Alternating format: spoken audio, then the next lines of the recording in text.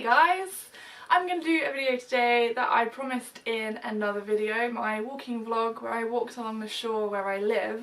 So if you haven't watched that, you should definitely go and check it out. And whilst you're there, hit the subscribe button and give everything a thumbs up. So, Netley Abbey and its local legends.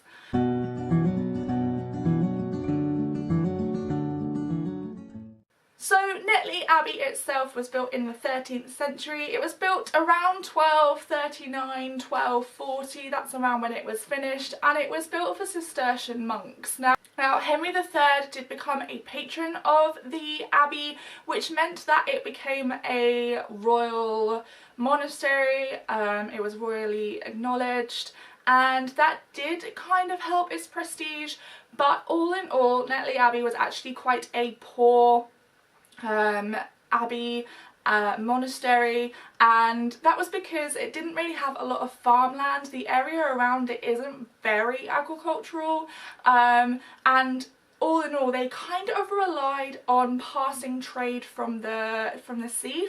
So from sailors, they would take them in and they would house them, feed them, nurse them back to health if needs be, and so that was their main reliant on trade. So then the sailors or the ship or the captain or whatever would pay them. The lack of funds actually meant that they went bankrupt. When Henry VIII came along with his Reformation, I don't know if anyone outside of Britain knows about the Reformation, but basically Henry VIII wanted to marry Anne Boleyn, and to do that he had to get a divorce from Catherine of Aragon. The Pope said no. Henry said, okay, I will just make my own church. And so he did that, and because he was no longer Catholic, he didn't see any point in having the monks or the nuns, so he got rid of nunneries and monasteries, abbeys, all of that, and took all the wealth. So after the Reformation, Henry VIII gave it to Sir William Paulet, or Paulet, I'm not quite sure how you're supposed to pronounce his surname, and he changed the monastery completely. So it was this grand Gothic building, well, series of buildings, and he changed it to a Tudor stately home. So he knocked down some of the buildings and rebuilt them as like a gatehouse and that sort of thing. And if you walk around the abbey, you can see the changes that he put into place. So all the brickwork that you see is Tudor, anything that is stonework is medieval. So his family kept the house until the early 18th century. I think it was like 1704 or 1705, and then it was abandoned. And that leads on to one of the stories, but we will get to that in a second. So after the family abandoned the house, it was left to rack and ruin, and so it kind of became this like little hotspot in the area. It became very big in the Romantic, with a capital R, movement. John Constable went and painted some things there. Jane Austen, who is a local Hampshire lass, she went and actually used the abbey for some inspiration for Northanger Abbey and other parts of her novels. And during the Victorian times, it became like this local hangout for people to go with picnics, and people actually said that the beauty of the abbey was completely ruined by the sound of popping ginger beer bottles from young couples who were having a little date and things. And then currently the abbey is owned by English Heritage, and it's open to the public, completely free, and they do some local events and things like that down there, and you can wander around like I did. So that is the brief history of Netley Abbey, and now onto the legends. So the first legend I want to talk about is the legend of Walter Taylor. He was the guy that was commissioned to demolish and sell on the abbey as building materials, so not as in a building, as in the materials that you could knock down and sell on all the stone. He had a dream that the abbey would kill him, that if he started to do all this demolishing, that he would die. He went against advice from local people as well as his own premonition dream and started to demolish the abbey. Part of a window frame, so not like a wooden one like we have today, but the big stone archways, fell down and cracked his skull. I believe he didn't die instantly. It was actually quite a slow and painful death, but because of that it's seen as a curse to touch the stonework of the abbey, and so from that point, from the early 18th century, it has never been touched again.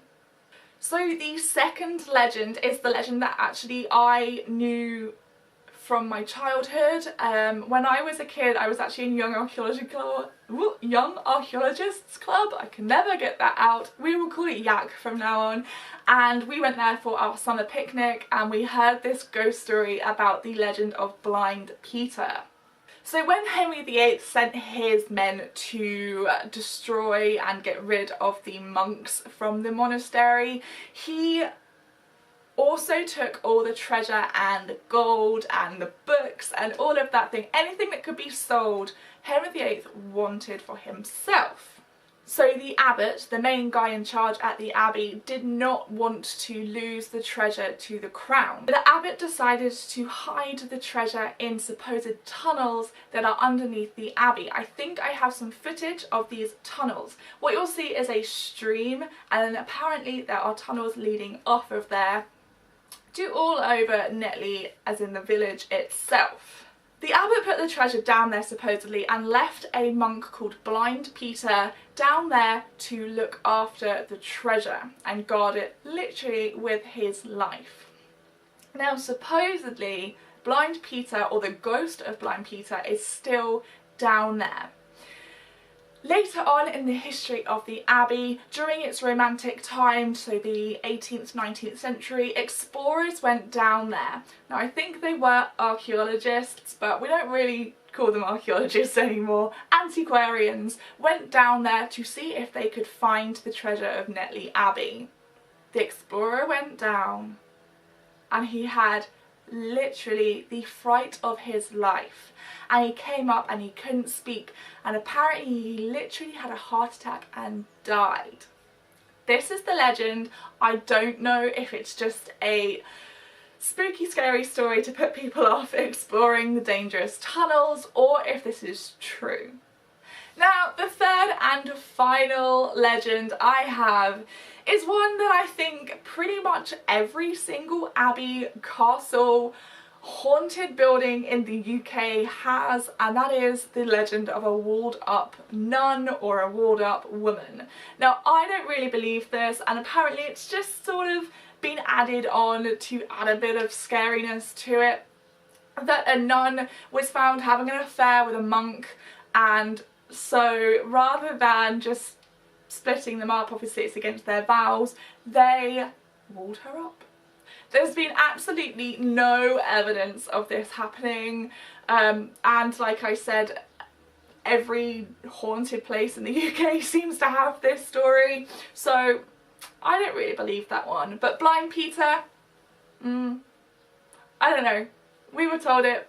I was scared as a 11-year-old, 12-year-old, so there we go. So that brings me to the end of the video, the local legends of Netley Abbey. What did you think? Would you like me to do more ghost paranormal things? I personally love this sort of thing. Most of my YouTube is watching ghost videos, so let me know, because I love talking about this sort of thing and I don't really have anyone else to talk to about my love of ghosts. Don't forget, I am now on Patreon. The link is below. If you want to support me in a more financial way, then oh my word, that would be incredible. Please give me a thumbs up, comment below and hit the subscribe button. Until next time guys, bye!